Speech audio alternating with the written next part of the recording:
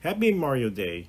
Mario Party is one of my favorite spin-off games of all time, only behind Mario Kart by a slim bit. Part of the reason why is that Mario Party DS is one of the very first video games that I've played that isn't the V-Smile. The other reasons fit my liking for the series well: the boards and personality, at least courtesy of Hudson Soft, and more importantly, minigames. Even in the more controversial titles, minigames play a factor in getting you more coins to earn those precious stars. Or mini-stars? However, I've only experienced the minigames from 8, DS, 9, and that one. So when Superstars was announced, I was full on board. It seemed to be the top 100 that could have been, and it features better minigames than that selection the game had, so we lost such classics like Track and Yield. Today I'll be listing my favorite minigames that were featured in Mario Party Superstars, as well as the ones I have slightly less positive feelings about. Now, before I begin, I have to make some ground rules. 1. I will not be comparing the minigames directly from each series in terms of how it used to play, as I feel there are some people that can easily compare those better. So, I'm not going to be directly comparing a minigame like Book Squirm from its original counterpart to the remake that it got for Superstars. That's just not how I'm going to do it. I feel like other people describe those better because they have experience, so I'm not going to touch on that. 2. Item minigames and Bowser minigames won't count on the list, though the latter does seem a bit redundant. For those curious to know, however, I like Roll Out the Barrels, and I hated Bobbling Balloons. I hate the pun. 3.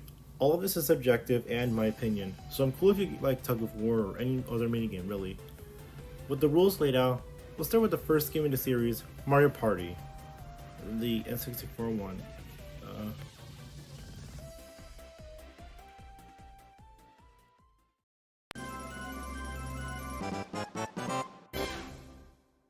There's a lot of great picks from Mario Party that they chose, and while not every minigame is a winner, classics like Shy Guy Says and Mushroom Mix-Up certainly are.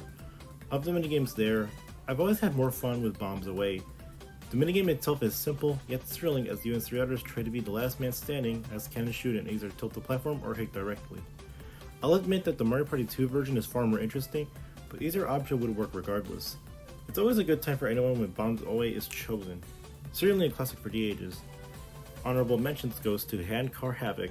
It took a while to get used to, but it's thrilling and intense with great music to accompany it with. I wished Bobsled Run was the same. I like the music there too.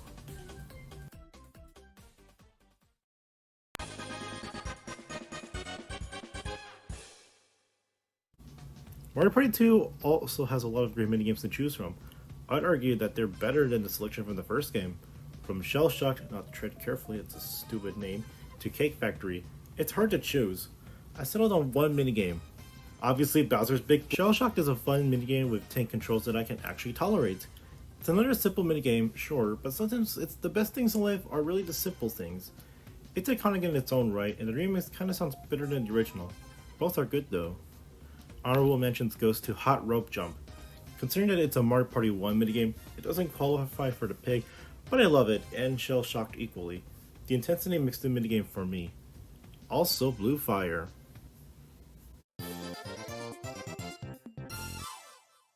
I recently played Mario Party 3 not too long ago, and it's certainly my favorite N64 Mario Party game, at least as of recording. The minigames are really some of the best of this series up until then. Choosing a minigame that I liked from 3 is really hard, but I settled on Fine With Me. Even though it's fairly simple, it actually gets intense with either a hard CPU or a human player. You have to jump through vine to vine in order to maintain the lead, all the while looking out for different speeds and momentum. All this while Fighting Spirit plays in the background, making for an intense battle of getting more coins or losing them. Honorable mentions goes to Rockin' Raceway. Especially on hard CPU, this is a lot of fun once you learn how to balance between going fast and not wasting your carrots. Don't Hurry also plays here, which is one of my personal favorite tracks from Mario Party.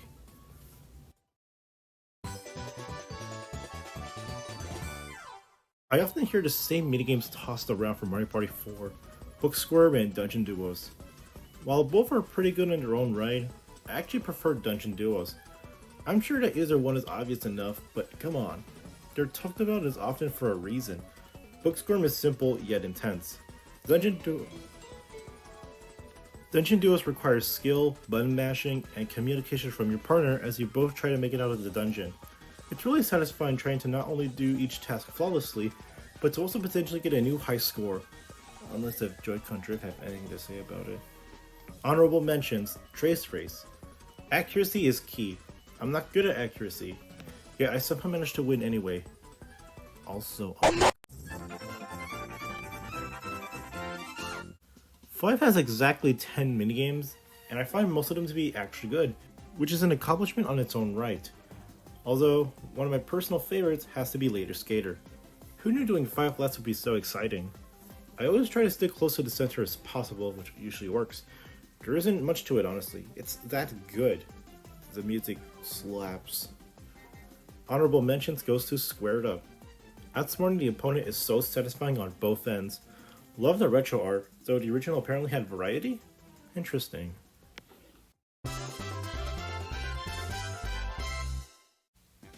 I vastly prefer the control and feel of What Goes Up over the sort of stiff controls for Leaf Leaf.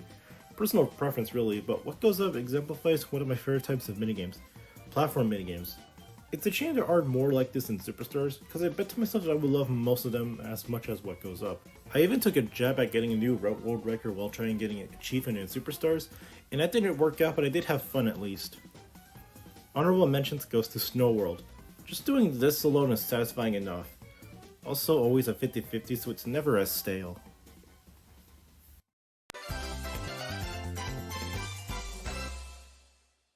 I would play the song that's actually called The Final Countdown, but I'm not about to get into some copyright trouble again, even though I don't really plan on monetizing this channel. An overall brawl style minigame has always been a fun style to implement, but an entire battle on opening platforms for you to potentially fall off? Hell yeah! It's always a fun to attempt to kick someone onto the one panel, only for it to not go as well. Fun times indeed. Honorable mentions goes to Pogo Go Go. Admittedly, 7 has a sort of a weak selection.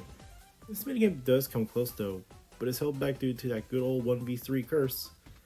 You know, the one. The premise is sort of cool at least.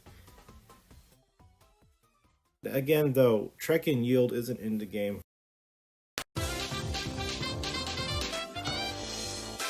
Man, 8 got shafted hard in Superstars. It did too for top 100, but this game has one less minigame. Oh well, at least the selection is decent? I like Paint Misbehavin', always been a favorite of mine from 8, but there might have been better options for 2v2 minigames like King of the Hill. It controls well though, I'll give it that. And also the fact that they kept the ending sequences from Mario Party 8 are just charming. There's this things I liked about that game, is the ending consequences for the losing team. It's always just oddly satisfying to watch, even if it's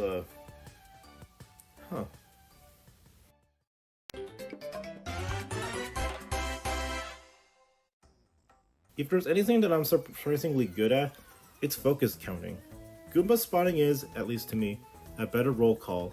Your A presses matter more in this case, as you can't subtract from your total snap count. Of all the Mario Party 9 minigames to come back, I'm actually glad it's this one, but we did lose Goomba Bowling, which is also one of my personal favorites. Now that I think about it, I don't know why they didn't add Goomba Bowling. It's a iconic minigame, right?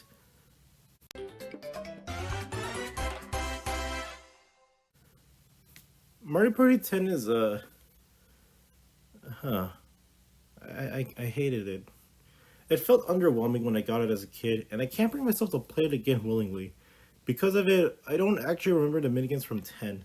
Surprisingly though, Rapid River Race is actually fun. You're able to adjust the speed of your boat, so if you get hit at any point, you'll lose that speed. It creates this combination of quick reflexes, skill, and strategy into the minigame. I'm impressed with this. Now you may notice that, especially in these last 3 picks, that I didn't put any honorable mentions. Well, that's just because not everything's a winner, and we're about to find that one out.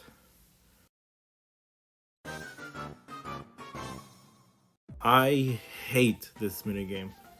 It's finicky and very sensitive. Oftentimes I'll miss the coins or treasure, and while I get like 5 to 10, everyone else gets 20. How the hell? I can barely grasp the controls well. Worst of all, it's one of the minigames that requires the infamous method of rotating the stick. Now granted, this isn't the N64 joystick, but even still, why bring in something that caused controversy to begin with? This minigame sucks in general though, just everything about it.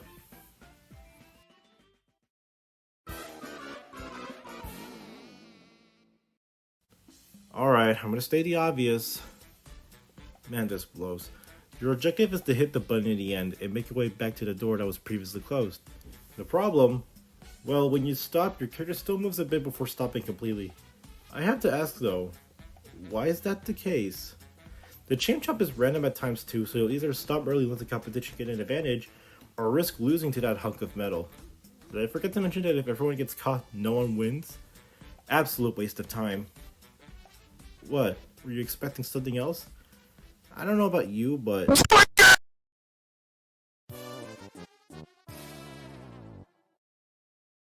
I'll admit that even when I first got this game, I was never too big of a fan of hide and sneak. I know that there's some strategy involved, kinda, but it's that good old case of 1v3 syndrome. Only this time though, no one on either side seems to win. You're essentially crossing your fingers in the hopes of catching everyone. The only thing I have to say is, it's probably better to do this with actual people, but even then, it just kind of feels like a luck minigame than anything else, even if there's some apparent strategy, but that strategy applies to the original and not superstars. It sucks.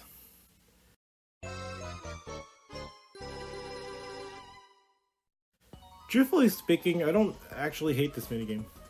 It's just not as interesting and a bit frustrating.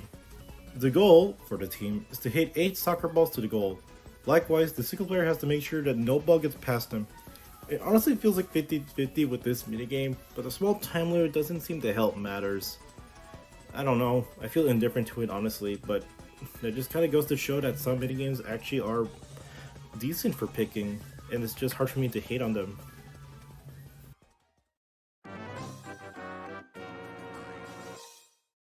I already touched up on this minigame briefly, but I'm going to go through this quickly. The goal is to see how far you can make it to the top before anyone else can. As mentioned before, the controls felt stiff, with you holding the direction and pressing A. Now, I did mention that I have good focus at counting.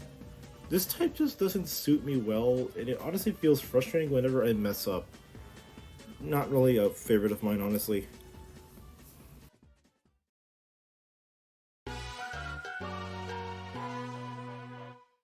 In concept, this seems like a cool idea. I hate it. You're supposed to drop the cage onto a sea of Goombas, and whoever tallies up more Goombas wins. Regular is 1, and gold is 3. Alright, sounds simple enough. Except this minigame kind of feels like it has an identity crisis. It doesn't know if it wants to be skill-based or luck-based. It's frustrating to see that your cage doesn't get as much Goombas as the others do. There's actually another minigame that does the premise better. It's called Goomba Wrangler on DS. This game does a better job at this than Trapeze Artist.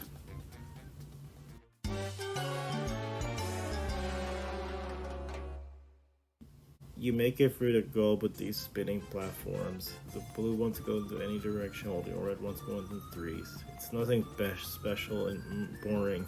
Moving on.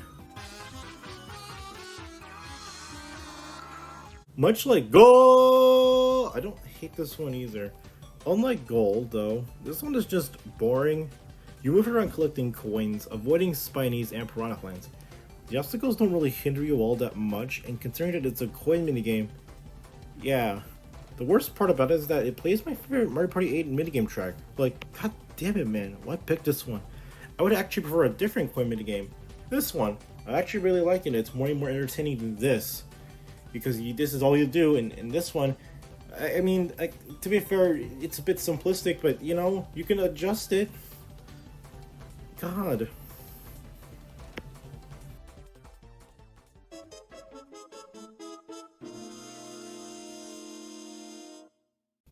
I'll let the footage speak for itself.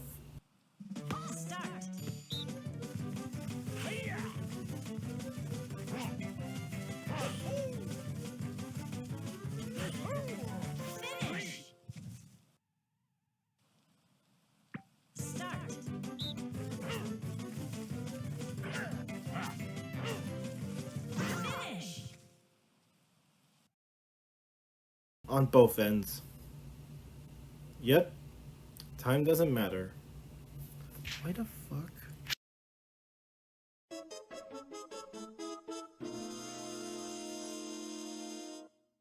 This stupid minigame somehow came back twice, and I don't know why. It's a neat idea, but it's one shot. And you get points. What are the points for? Oh, never mind, I guess Mario wins! Wow! Slapperazzi did the concept better than this stupid minigame. Burn it. It exemplifies the worst of Mario Party 10. Okay, that might have been a bit of a stretch, but still. And that's a wrap. Those are my lists for my favorite minigames and superstars, and my least favorite ones. It's amazing how even on the worst spectrum, I couldn't bring myself to really hit some of these minigames. That's honestly more impressive, but again, all of this is subjective and my opinion. Thank you all so much for watching the video. I'm still experimenting with the capture card, but I'm seriously trying to improve it as the days go by. Here's to hoping a better future with this. Have a good day, and remember that Stu cares about you, and remember to celebrate Mario Day. You only get once a year, you only celebrate once a year. God damn it, I messed it up.